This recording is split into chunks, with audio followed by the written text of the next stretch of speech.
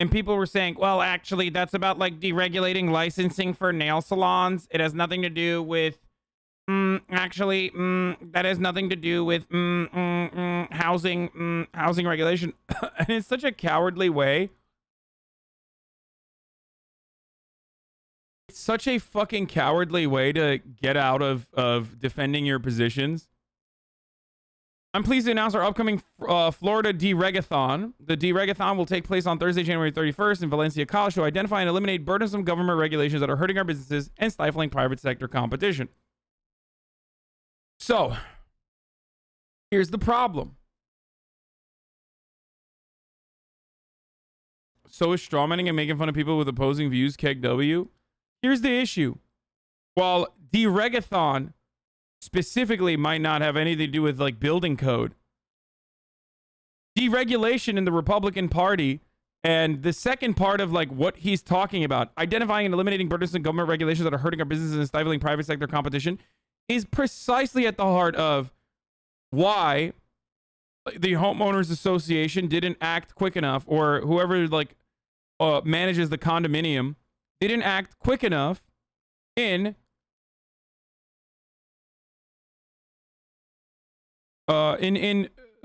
focusing on and immediately fixing some of these problems. Okay? And this is precisely what people love about Florida.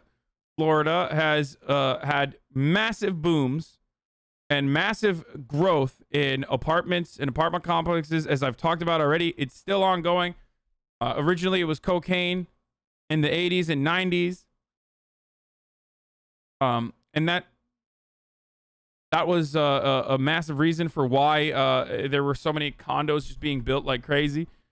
I mean, that same engineer that made this structure also made another apartment nearby in that exact same region, and that apartment hasn't blown up. And part of the reason for why that apartment hasn't blown up is apparently that apartment has a better maintenance than this one. And leaving it up to the individual rather than enforcing harsh regulatory checks led by local governments is precisely at the heart of why things like this happen. You have to enforce homeowners and condominium owners to abide by certain checks that are going to make this process more expensive. Okay? If you don't, and if you leave it up to like random ass individuals in charge of managing a fucking condominium project like this, they are going to think about offsetting the costs as best as possible. Okay? 11 have definitely died so far in this major structural damage. And 150 are not found yet. And I don't know how many of those people we'll ever find.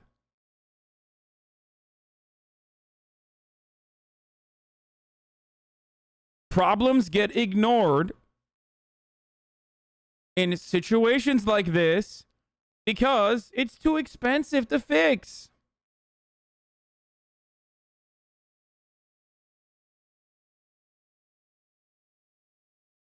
And guess what? This is significantly more costly too. Yeah, maybe in the short term, not immediately fixing this. Not immediately fixing like structural damage. That would make sure that the foundation is stronger. Make sure that the pipes are not corroded. Make sure that the steel beams underneath the pool are not getting damaged as a consequence of not having like the appropriate overflow for the pool, or whatever the fuck happened over the course of many years. Might actually help you save money in the short term, but now you fucked up. Now you have no life, okay? Now you died. In the long term, that's probably way more costly too.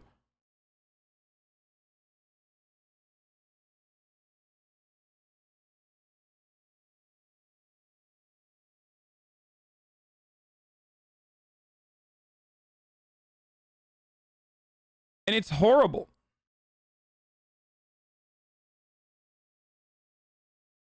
The people that live in properties like this, in condos like this, also are the very same ones that oftentimes agree with the deregulation. Because many of you are thinking that this was a condo that was for rent. It's not. These were people who owned, a lot of those people owned their own condos. So a lot of these people had at least somewhat of a say. I think a lot of the residents actually were complaining, from what I understand, about the condominium, about the building and the many issues. And I'm sure there were still people that were renting, of course.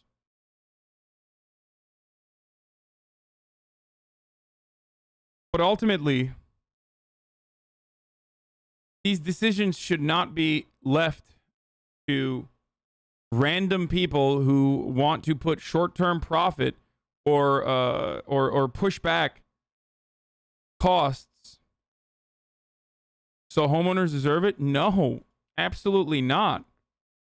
My point is, there should be more government involvement in these sorts of things, but places like Florida, and in most places actually, as a matter of fact, realtors, real estate developers, and homeowners run the fucking country, or run their local governments. They run everything. What they want goes. That's the reason why we still have a massive homelessness problem in many parts of the country. That makes homeownership more and more expensive, and it prices out so many people that creates more homelessness.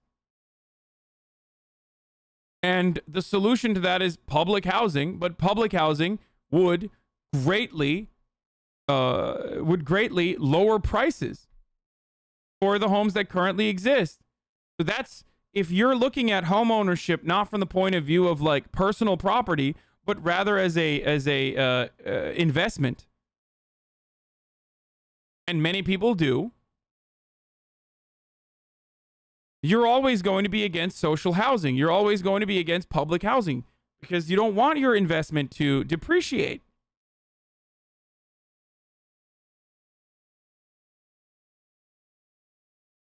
What did I tell you guys about the New York mayoral race? It does not matter who becomes the mayor of New York because New York is run by, whether it's Bill de Blasio, who is the most progressive mayor in recent history and probably will be the most progressive mayor of New York, who even said at a certain point in his life that he was a democratic socialist. Lol. It doesn't matter who's the fucking mayor, whether it's Rudy Giuliani, Malcolm Bloomberg, or Bill de Blasio, because the real mayor of New York, or the real local government there, is real estate developers, Wall Street, corporations, and business interests. That's who runs New York City. Just like the ad breaks run this stream. At the top of the hour, every hour, there's a 60-second ad break. Okay? And a lot of you wait for those segues to come. And sometimes they never do, and other times they do come. But they come regardless. And if you no longer want to see said ads, well, you can do a thing. You can do a couple things. You can subscribe, whether it's for $5 or for free. With the Twitch Prime, you can subscribe for free. You use it here. We'll no longer see the ads. Or you can use an ad block or a VPN. Here's the ad break now.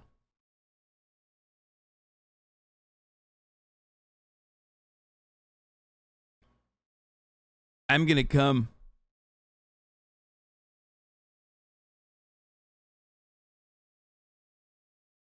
Homeowners in a condo only own the space between the main walls and the structure of the building, so ultimately the responsibility of checking the structural integrity falls 100% on the building owner, not the residents.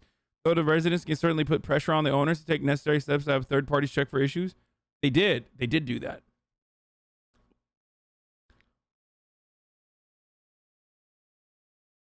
A lot of news we want to get to this morning, starting with the latest on that deadly building collapse in Florida. Overnight, hundreds of people gathering for this candlelight vigil. Another emotional night there, and here's what we know right now. 11 people are confirmed dead, 150 people still unaccounted for, and this morning we're learning more about the possible warning signs before that collapse. ABC's Victor Okendo has been on the scene from the start of this story and joins us now from Surfside, Florida with the latest. Good morning, Victor. Good morning, Michael. We are now into day 6 of the urgent search and rescue operation here. There are so many questions about how this could have happened. Families still desperate for word on their loved ones as we continue hearing these incredible stories of survival. This morning, officials holding on to hope, insisting that the search for the 150 people missing in the Surfside condo collapse is still a rescue mission, not a... At least this will maybe get, in a very weird and dark way, maybe this will kick some people's asses that own condos into like actually taking the necessary precautions. You know what I mean?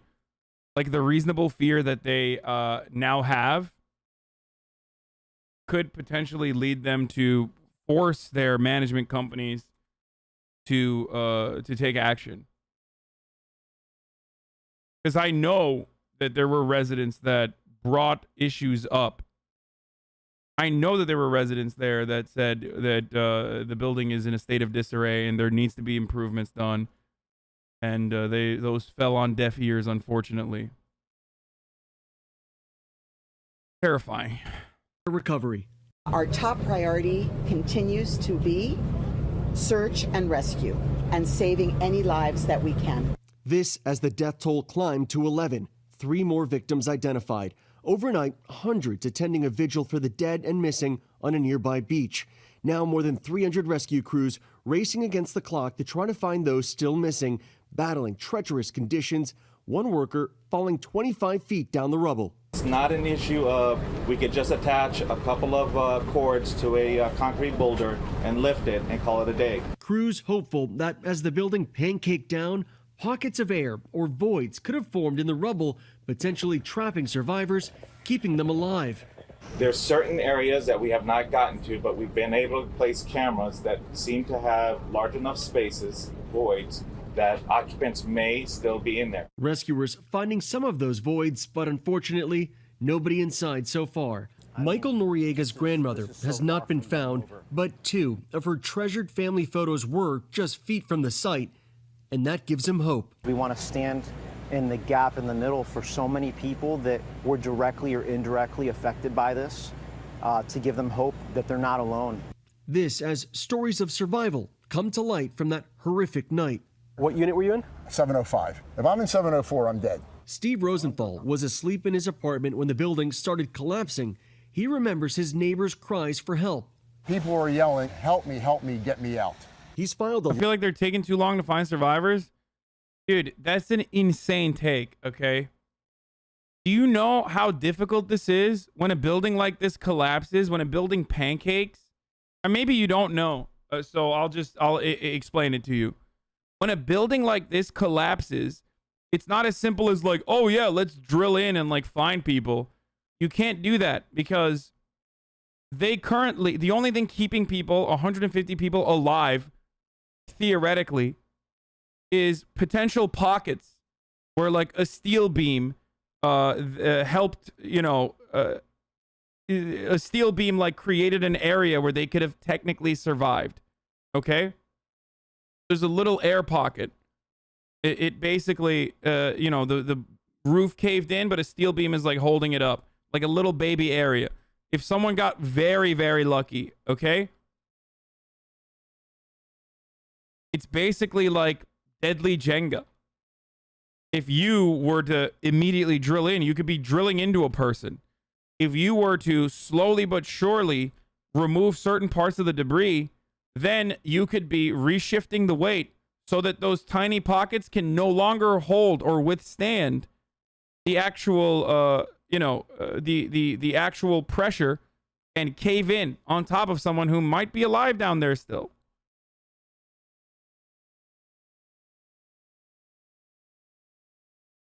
So they can just die of dehydration in the meanwhile. There's also the other problem of sending people in there.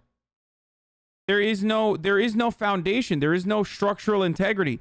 When you send workers in there, when you send firefighters in there, they're already inhaling a fuckload of debris, which will cause a tremendous amount of long-term complications like cancer, things like that. But even before that, you're sending them into an area where there's no structural integrity, and it could potentially fall on top of them and kill them. Lawsuit against the condo association. 88-year-old Esther Gorfinkel, also lucky to be alive, escaping from her 5th floor apartment, rescued by a group of neighbors. They picked me up, carried me on his back outside, and I saw the sky.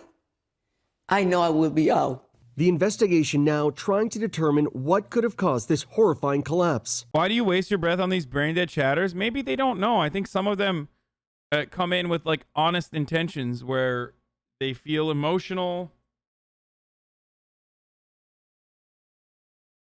and that they just maybe don't recognize it. The Miami Herald publishing photos from a contractor taken just 36 hours before the tragedy. The contractor telling the paper there was standing water all over the parking garage, noting cracked concrete and severely corroded rebar under the pool. And overnight, the Wall Street Journal publishing a letter it says was sent by the condo board's president in April, warning that significant repairs were needed and that the building had deteriorated since that 2018 report, saying indeed the observable damage, such as in the garage, has gotten significantly worse since the initial inspection. When you can visually see the concrete spalling cracking, that means the rebar holding it together is rusting and deteriorating beneath the surface. Now, engineers looking at this disturbing video, frame by frame, showing the collapse. When I look at the video, I feel it looks like it starts from the bottom of the building and works its way up, or a failure concentrated at the support of the bottom of the building. A structural engineer who studied the 9/11 Pentagon attack has been hired by the city of Surfside to inspect the collapse, but this will be a very long process. That pile of rubble is also evidence, and it will be transported to a warehouse for inspection. But keep in mind, the focus right now, the priority is on search and rescue. Michael? Absolutely there, Victor. And Victor, what are you hearing about the sister buildings? Michael, that same engineer. So yeah, that same engineer in the 80s also made another building in the same region. That I just mentioned has also taken a look at the sister buildings, the north and the east towers, and he told us that there was nothing that he saw that showed him that they were in imminent danger of collapse. No mandatory evacuations have been ordered, but some residents have chosen to leave on their own. Michael? All right, Victor Kendo, thank you so much. Well, hey there.